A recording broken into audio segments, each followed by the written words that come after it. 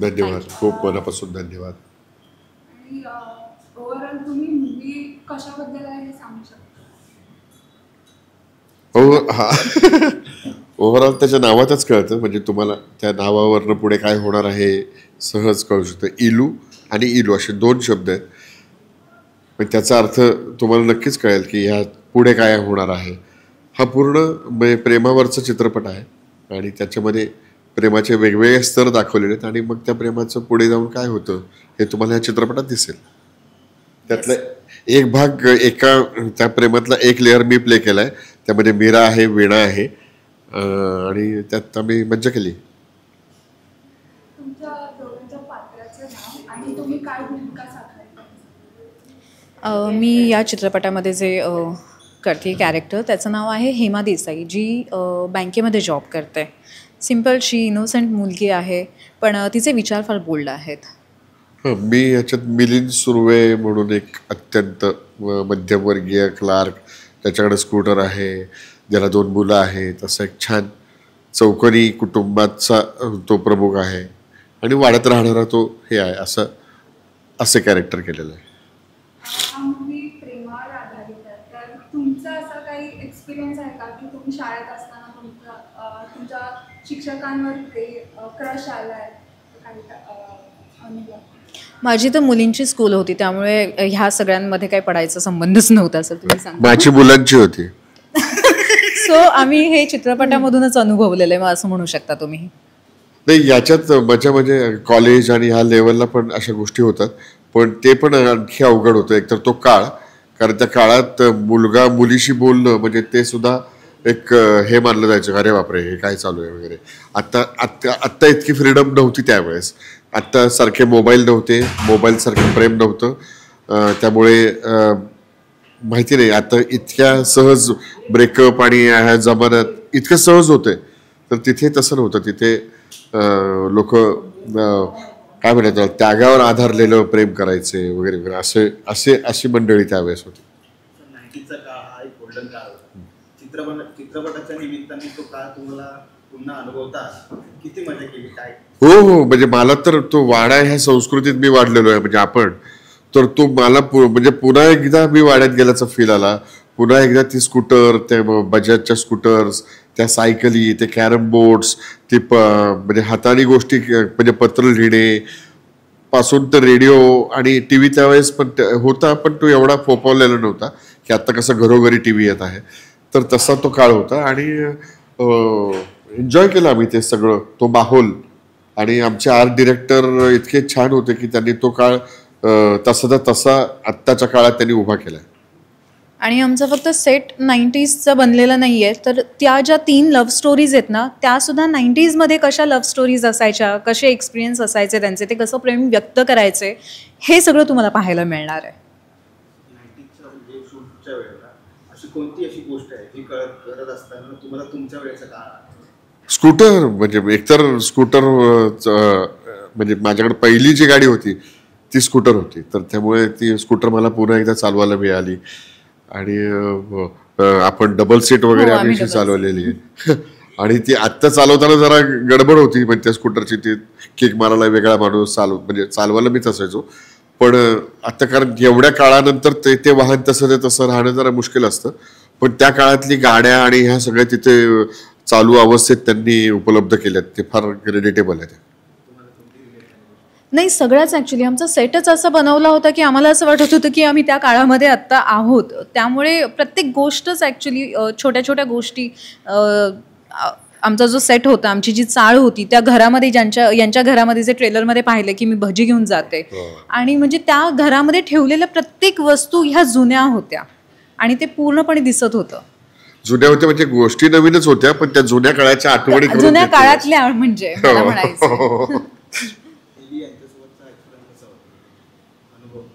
आता ह्या ज्या स्टोरीज होत आहेत तर त्या वेगवेगळ्या ठिकाणावरती आणि वेगवेगळ्या लेयर्सवरती होत आहेत.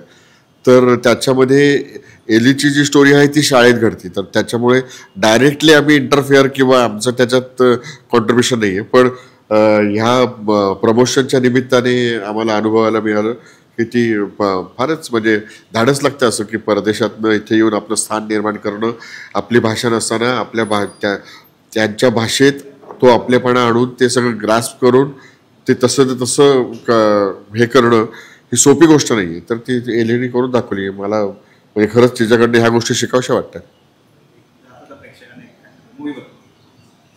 सर तुम्ही खूप बाबांचे रोल्स केलेत, खूप वेगवेगळ्या प्रकारचे. तर ह्या मूवीमध्ये तो कॅरेक्टर कसा वेगळा दिसतोय बाबांचा? हो, म्हणजे आत्ता हा बाप वेगळा आहे की त्याला 2 मुलं आहेत आणि तरी सुद्धा तो कोणाच्या तरी आणखी प्रेमात पडतो आहे. हे सगळं गणित दाखवायचा प्रयत्न केलेला आहे. पण त्याच्यामध्ये तो हा वेगळा म्हणजे ह्याच्यासाठी दिग्दर्शकाला मार्क दिले पाहिजे की त्यांनी मला निवडलं की हा माणूस प्रेमळ सुद्धा वाटू शकतो किंवा हा अशा पण रोलमध्ये फिट्ट बसू शकतो आणि चांगला करू शकतो. चांगलं की नाही हे तुम्ही नक्की कळवा आता चित्रपट बघितल्यावरती. पण मी करू शकतो हे हा विश्वास तर निर्माण झाला. आणि एका कलाकाराला ते हवंच असतं की अशी आव्हानं, नवीन नवीन आव्हानं पेलवावीत आणि ती साकारावी.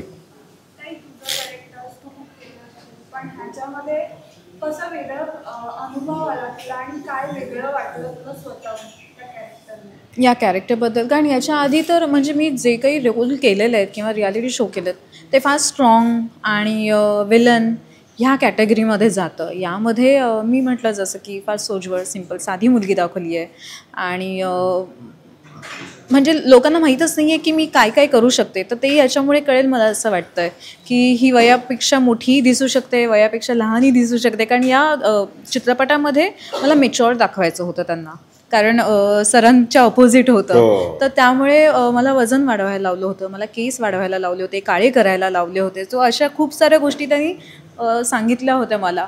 सो छान वाटतं मला असे वेगवेगळे कॅरेक्टर्स करायला.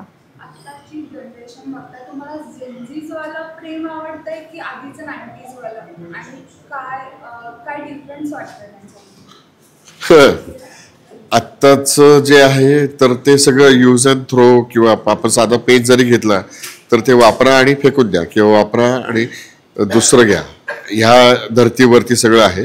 नाहीतर त्यांचे पेन विकले जाणार नाही. तर तसंच का काय ह्या पद्धतीचे आता ह्या जेनझी किंवा आत्ताची पिढी म्हणूया ती प्रेमाकडे बघते. त्याच्या आधीचा काळ तो ठहराव, आरामात, निवांतपणा होता. त्यांच्या आयुष्यात बाकी कुठला इंटरफेरन्स नव्हता. तर तेव्हाचं जरा छान मोकळेपणाचं असायचं. आणि म्हणजे नॉट नेसेसरी की म्हणजे आपण आत्ता प्रेम म्हटल्यावरती आपल्याला एक काय पुरुष आणि एक स्त्री दिसते, एक मुलगा आणि एक मुलगी दिसते. त्या कुटुंबाचं एक प्रेम असायचं. ते कुटुंब ज्या वाड्यात राहतं त्यांचं एक कुटुंब असायचं, त्याच्यात प्रेम असायचं. परत आई वडील आणि म्हणजे त्यांचे भाऊ बहीण, आईचे मावशी, एक असं कुटुंबात एक तो इलू फार आपण श्रिंक करून ठेवला तर तो फार व्यापक होता. आणि मग तेव्हा काही नुसतं साधं 15 पैशाचं पत्र जरी गेलं तरी लोक धावत यायचे. आता फोन करून बोलावं लागतं की अरे मला हे झालंय बघायला ये असं म्हणून. तर हा काळ वेगळा होता. तो ही सगळी बंधन, ही ऋणानुबंध इतके पक्के बांधलेले होते ते आता थोडेसे विसविशीत झालेत का काय, किंवा थोडे ढिल्ले पडलेत का काय, किंवा एवढे कमजोर झालेत का काय असं वाटेल, असं आत्ता वाटतं मला. मला असं वाटतं जेव्हा खरं प्रेम होतं ना त्यावेळेस काळ बघितला जात नाही. तो कुठल्याही वयामध्ये कुठल्याही काळामध्ये होऊ शकतो. मग ते जेन्झीचं असू द्या किंवा आधीचं असू द्या, खरं प्रेम म्हणते मी.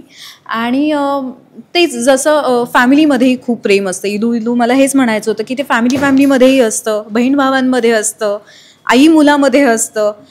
तर मला माझ्यासाठी ना इलू म्हणण्यापेक्षा प्रेम जे आहे ना ते पहिली माझी फॅमिली, माझे आई बाबा हे आहेत ॲक्च्युली. काय खूप अत्यंत म्हणजे प्रेमाचा चित्रपट आहे, प्रेमाने बनवलेला आहे, प्रेमळ प्रेक्षकांसाठी बनवलेला आहे. तर 31 तारखेला थिएटरमध्ये जाऊन नक्की बघा आमचा इलू. नक्की बघा.